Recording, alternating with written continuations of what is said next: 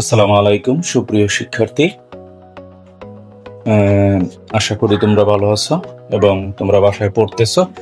তো আজকে আমি তোমাদেরকে মেহেরজান যে কম্প্রিহেনশনটা আছে এই কম্প্রিহেনশন থেকে সবচেয়ে গুরুত্বপূর্ণ যেই এমসিকিউ গুলো টেস্টে বিভিন্ন স্কুলে আসছে, এর মধ্যে 32টা এমসিকিউ সবই সবচেয়ে গুরুত্বপূর্ণ। এগুলো আমি তোমাদেরকে একটা একটা করে বাংলা করে করে দিচ্ছি, তোমরা একটু ভালো করে আবার একটু পড়ে নিবে। আর এই ভিডিওটা করতে, এই ক্লাসটা বানাইতে কিন্তু আমার অনেক পরিশ্রম হয়েছে। তো আশা করি এই 32টা এমসিকিউ যদি তুমি পড়ে ফেলো, বাইরে কোনো প্রশ্ন ইনশাল্লাহ হবে না। আর একটা কম্প্রিহেনশন যদি কমন পড়ে যায়, তাহলে তোমার 20 নাম্বার কমন পড়ে যাবে, ইনশাল্লাহ তুমি পাস করে ফেলবে। এগুলোর বাইরে কোনো প্রশ্ন আসবে না। তো আশা করি তোমরা আমার এই কষ্টটার মূল্যায়ন করবে। তো আসলে আমরা ক্লাসটা শুরু করি। দেখো, 1 নম্বরে আছে এই যে এ, মেহেরজানস লাইফ, মেহেরজানের জীবন, ওয়াজ ছিল, ভেরি হ্যাপি খুবই সুখী, বিফোর আগে। তাহলে মেহেরজানের জীবন খুব সুখী ছিল কিসের আগে? নদী ভাঙ্গনের আগে। The destruction of river Jamuna. এই যে আমাদের বাকিগুলো পড়ার কোনো দরকার নেই। The destruction of river Jamuna, যমুনার ধ্বংসলীলার আগে। এই যে আমি এখানে বাংলাটাও করে দিছি। এই যে যমুনার ধ্বংসলীলার আগে মেহেরজানের জীবন কি ছিল? অনেক ভালো ছিল। আশা করি প্রশ্নটা তোমরা বুঝে গেছো। আমরা পরের প্রশ্নে যাই। গ্রিডি যমুনা, এই গ্রিডি যমুনা কথাটা এখানে কেন ব্যবহার করা হয়েছে? ইজ ইউজড, ব্যবহৃত হয়েছে আর এখানে টু ডেসক্রাইব, বর্ণনা করতে। এই গ্রিডি যমুনা কথাটা এখানে কিসের জন্য ব্যবহার করছে? যমুনা নদীকে গ্রিডি বলা হইলো কেন, লোভী বলা হইলো কেন? কারণ তার নিষ্ঠুরতার কারণে। কারণ এই যমুনা নদী তো মেহেরজানের সবকিছু কেড়ে নিছে। এই যে ক্রুয়েলিটি অফ নেচার, প্রকৃতির নিষ্ঠুরতার কারণে। ক্রুয়েলিটি অফ নেচার মানে গ্রিডি যমুনা মানে কি? গ্রিডি যমুনা, গ্রিডি যারা, লোভী দ্বারা বোঝানো হয়েছে যে ক্রুয়েলিটি অফ নেচার। 2 নম্বর বি শেষ। এবার আমরা সিএ যাই। সিএ বলছে মেহেরজান ইজ, মেহেরজান হয় আ ভিকটিম, শিকার। তো মেহেরজান হয় শিকার। এই যে বাংলাটাও লিখে দিচ্ছি, মেহেরজান হয় শিকার। মেহেরজান কিসের শিকার? মেহেরজান হইল নদী ভাঙ্গনের শিকার। এই যে নদী ভাঙ্গন, মেহেরজান কিসের শিকার? নদী ভাঙ্গনের শিকার। Meherjaan is a victim. এখানে কিন্তু তোমাকে কিন্তু এই প্রশ্নটা কিন্তু ভালোভাবে পড়তে হবে, যে আমি এখানে সহজ করে করে লিখে দিচ্ছি।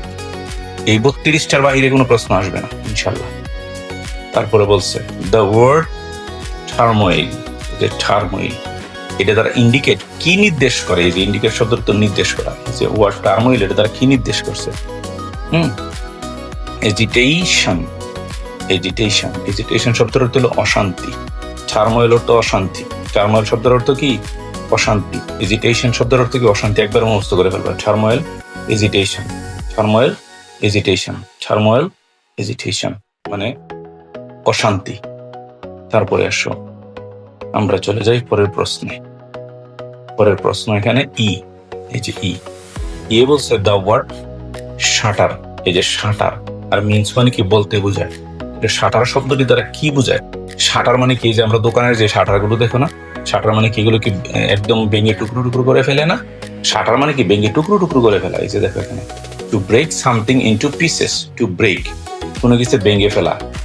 টু ব্রেক সামথিং কোনো কিছুকে ভেঙে ফেলা, ইনটু পিসেস মানে টুকরা টুকরা করে ভেঙে ফেলা। শাটার শব্দের এই সিনোনিম বা সমার্থক শব্দটা হলো to break something into pieces, টুকরো টুকরো টুকরো করে ফেলা। তারপরে আসো আমরা এফ নম্বর প্রশ্নের মধ্যে চাই। দ্য উইসপারিং উইন্ড, শুশু করা বাতাস। দ্য উইসপারিং উইন্ড, শুশু করা বাতাস, এটা প্রশ্ন আমরা এখানে আছে যে এফ। উইসপারিং উইন্ড, শুশু করা বাতাস। শুশু করা বাতাস দ্বারা কি বোঝানো হয়েছিল?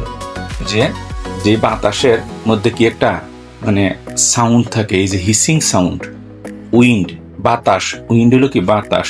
দ্যাট ব্লোস, যেটা প্রবাহিত হয় উইথ এ হিসিং সাউন্ড মানে শুশু করা বাতাস নিয়ে, শুশু করা আওয়াজ নিয়ে যে বাতাসটা বইতে থাকে, এই যে হিসি শব্দে বয়ে আসা বাতাস। এই যে উইন্ড অর্থ বাতাস, দ্যাট ব্লোস যেটা কিনা প্রবাহিত হয় with hissing sound, hissing sound নিয়ে।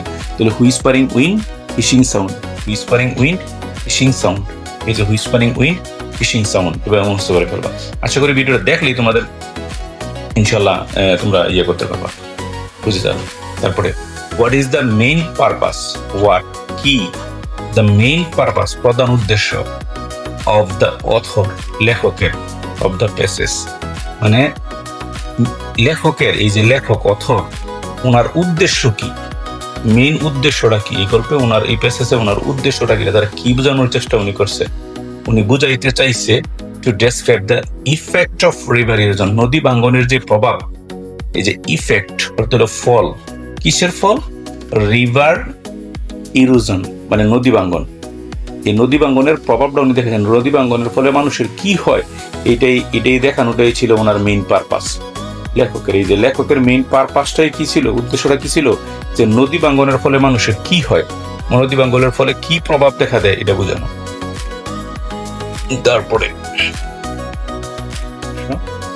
এই যে Meherjaan is living, Meherjaan is living, Meherjaan বসবাস করতেছে, মেহেরজান বসবাস করতেছে in her make shift house, make shift house মানে কি, ওই যে নিজে নিজে তৈরি করা যে হাউস আছে আর কি, এখন যেটা ওই পলিথিনের কাপড় পলিথিন দিয়ে যে ইয়াটা সে ঘরটা বানাইছে এদের মধ্যে সে বসবাস করতেছে। তো সে কিভাবে বসবাস, লিভিং কিভাবে বসবাস করতেছে, উইথ হার রিলেটিভস, তার আত্মীয় স্বজনের সাথে, উইথ হার হাজবেন্ড তার স্বামীর সাথে, উইথ হার ফ্যামিলি তার ফ্যামিলির সাথে, তার তো রিলেটিভস হাজবেন্ড আত্মীয় স্বজন সবই মারা গেছে, এলন সে এখন একা একই বসবাস করতেছে। এই যে living alone in the makeshift house, সে একা একই বসবাস করতেছে, এই যে একা। তারপরে before the erosion of river, নদী ভাঙ্গনের আগে, বিফোর মানে কি আগে, কার আগে, দ্য এরিজন অফ রিভার নদী ভাঙ্গনের আগে, শি ওয়াজ সে ছিল, নদী ভাঙ্গনের আগে সে কি ছিল, সে কি ছিল, ওয়েলদি ছিল, ওয়েলদি। এই যে ওয়েলদি মানে কি সম্পদশালী, সম্পদশালী বা সুখী ছিল। সে সুস্থও ছিল কিন্তু অসুখী কখনোই ছিল না, দুঃখিত কখনোই সে ছিল না, সে ছিল কি ওয়েলদি। ওয়েলদি মানে কি সম্পদশালী, সচ্ছল, বা এই জায়গার মধ্যে হ্যাপিও থাকতে পারে, হ্যাপি এরকমও থাকতে পারে, হ্যাপিও থাকতে পারে। নদী ভাঙ্গনের আগে সে সম্পদশালী ছিল, ধনী ছিল। তারপরে আসুন এরপরের প্রশ্ন, what does the word demolish mean, এই যে ডিমোলিশ এটা তারা কি মিন করে, এই ডিমোলিশ দ্বারা কি বোঝায়, ডিমোলিশ দ্বারা কি বোঝায়, ডিমোলিশ মানে কি ডেস্ট্রয়, ধ্বংস করা। তুমি পরে করবা ডিমোলিশ ডেস্ট্রয়, ডিমোলিশ ডেস্ট্রয়, ডিমোলিশ ধ্বংস করা, ডেস্ট্রয় ধ্বংস করা, ডিমোলিশ ধ্বংস করা, ডেস্ট্রয় ধ্বংস করা।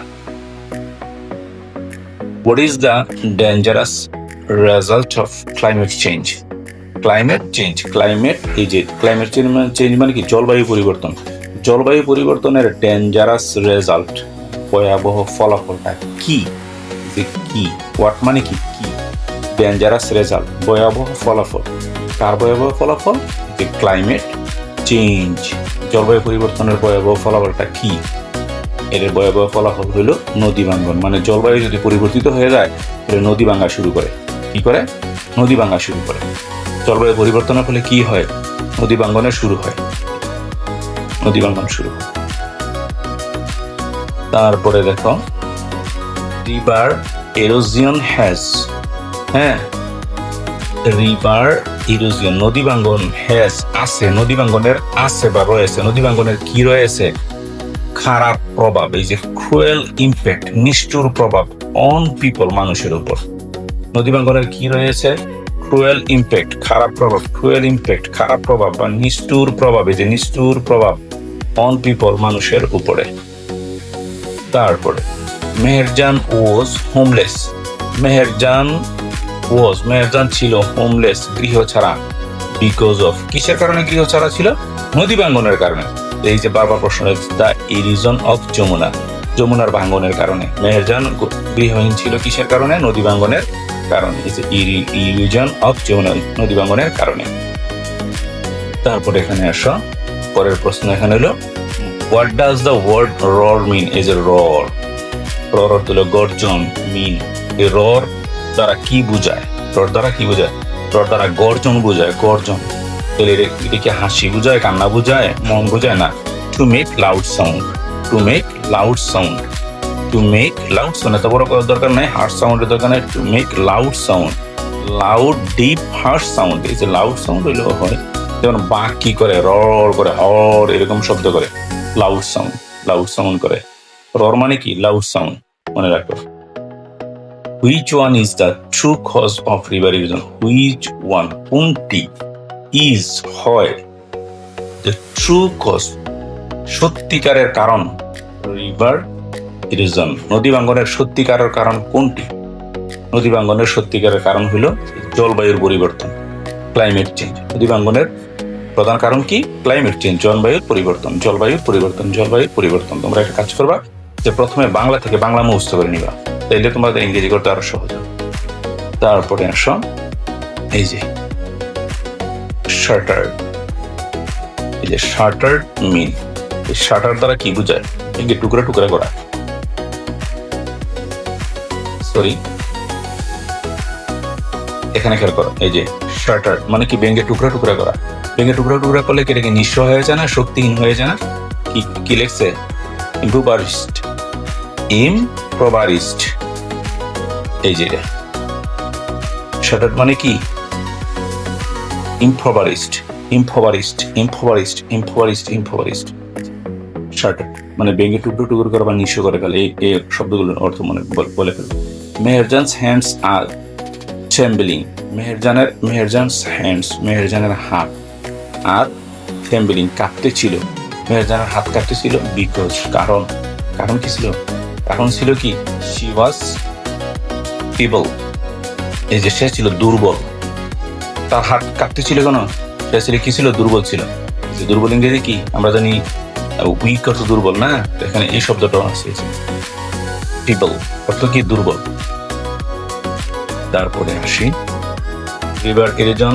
রিভার ইরোশন নদী ভাঙ্গন ইজ, এই যে রিভার ইরোশন নদী ভাঙ্গন ইজ হয় the effect of climate change. একই প্রশ্ন বারবার ঘুরে ঘুরে আসতেছে যে নদী ভাঙ্গনের কারণটা কি? যে কারণটা কি কারণে নদী ভাঙ্গে? যে ইফেক্ট মানে নদী ভাঙ্গনের ফলে কি প্রভাব দেখা দেয়, কি পরিবর্তন দেখা দেয় বা কি কারণে হয়? এই যে ক্লাইমেট চেঞ্জ, ক্লাইমেট চেঞ্জের কারণে নদী ভাঙ্গে। তারপরে আসি দ্য ড্যান্সিং ফ্লেমিশ। হ্যাঁ, ড্যান্সিং ফ্লেমি মানে ওই যে আগুনের যে নাচরত শিখা, রিমাইন্ড মনে করিয়ে দেয় মেহেরজানকে অফ দ্য টার্মোইল, হ্যাঁ, দুর্দশা ইন হার লাইফ, তার জীবনের দুর্দশা মনে করিয়ে দেয়। হেয়ার ড্যান্সিং মিন্স, এই যে ড্যান্সিং মিন্স, ড্যান্সিং দ্বারা কি বোঝায়? এই যে ড্যান্সিং দ্বারা কি বোঝায়? ড্যান্সিং দ্বারা কি বোঝায়? ড্যান্সিং দ্বারা বলতে কি? আনস্টেবল।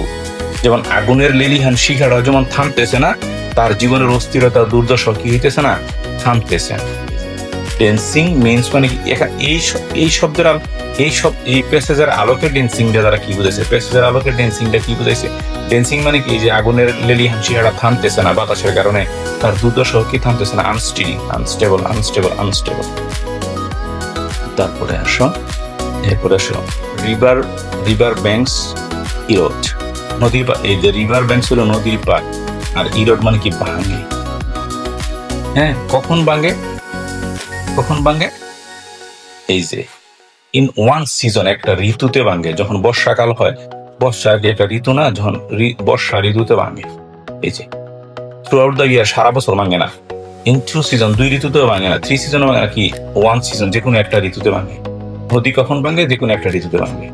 তারপরে বলছি দ্য ড্যান্সিং ফ্লেমি। এই যে ড্যান্সিং ফ্লেমি, নাচরত অগ্নিশিখা, এটা আবার আসছে। এটা তারা কি বোঝায়? দ্য ড্যান্সিং ফ্লেমি, নাচরত অগ্নিশিখা দ্বারা কি বোঝায়? কি বোঝায়? আনস্টেবিলিটি। আনস্টেবিলিটি অস্থিরতাকে বোঝায়। তারপরে আসো যে আমরা যাই এখানে 15 নাম্বার, যেখানে বলতেছে we can control the destruction of nature. We আমরা ক্যান কন্ট্রোল, হ্যাঁ, আমরা নিয়ন্ত্রণ করতে পারি দ্য ডিস্ট্রাকশন কি? ধ্বংস অফ নেচার, প্রকৃতির ধ্বংস। দ্য ডিস্ট্রাকশন অফ নেচার, প্রকৃতির ধ্বংস আমরা কি করতে পারি? নিয়ন্ত্রণ করতে পারি। কিভাবে? ইফ উই আর কেয়ারফুল, আমরা যদি সচেতন হই, আমরা যদি সজাগ হই, and true to our word, এবং আমরা যদি আমাদের পৃথিবীর প্রতি সত্যনিষ্ঠ হই। আবার এখানে লিখেছি যদি আমরা সতর্ক হই এবং আমাদের প্রতিশ্রুতির প্রতি সত্যনিষ্ঠ হই। We are true to our word, sorry, এখানে ওয়ার্ড না, ওয়ার্ড মানে কি? কথা। আমরা যদি আমাদের কথার প্রতি সত্য হই, হ্যাঁ, আমরা যদি আমাদের কথা বা প্রতিশ্রুতির প্রতি সত্য হই এবং আমরা সচেতন হই, সজাগ হই, তাইলে কি হবে, এই নদীর এই যে আমরা প্রকৃতির যে ধ্বংস আমরা কি করতে পারবো, রক্ষা করতে পারবো। তারপরে দেখো এখানে 16 নম্বর, এখানে বলছে যে অপোজিট ওয়ার্ড গ্রিডি। গ্রিডি মানে কি, লুবি। লুবির অপোজিট ওয়ার্ড কি, আনসেলফিশ, নিঃস্বার্থ। গ্রিডি মানে কি লুবি, আর আনসেলফিশ মানে কি নিঃস্বার্থ। এগুলো একবার মুখস্থ করে ফেলবো। তারপরে বলছি এখানে দেখো দ্য ওয়ার্ড হার্শ।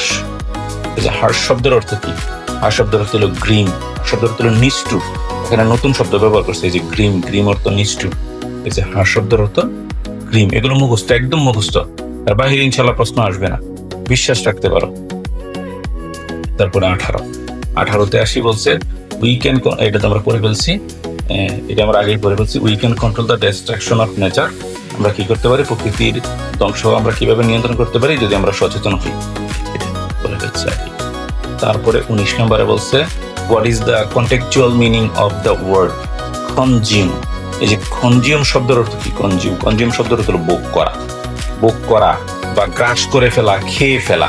তো টু ইউজ সামথিং, কোনো কিছুকে ব্যবহার করা। যে টু ইউজ সামথিং, কোনো কিছুকে কি করা, ব্যবহার করা। এই যে কনজিউম মানে কি, কোনো কিছুকে ব্যবহার করা বা খেয়ে ফেলা। তারপরে ওয়ান্স মেহেরজান ওয়াজ, একদা, ওয়ান্স মানে একদা, মেহেরজান ওয়াজ, মেহেরজান ছিল। মেহেরজান কেমন ছিল, ওর জীবনও না, সলভেন্ট ছিল। এটা এখানে ভুল, মেহেরজান ছিল সলভেন্ট, মানে কি সচ্ছল ছিল, সচ্ছল। একদা মেহেরজান কি ছিল, অনেক ধনী ছিল।